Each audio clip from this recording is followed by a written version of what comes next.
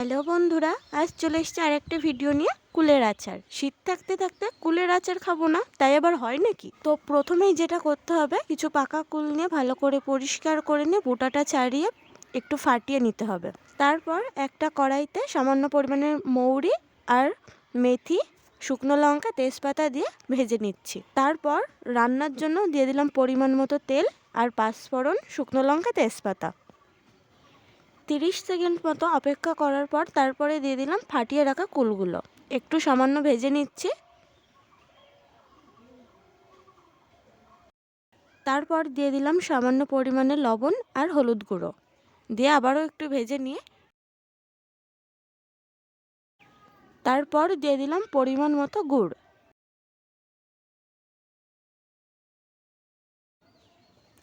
গুড়টা দেওয়ার পর সামান্য পরিমাণে জল ছাড়বে। জলটা শুকিয়ে নিয়ে তারপরে দিয়ে দেব ভেজে রাখা গুঁড়ো মশলাটা।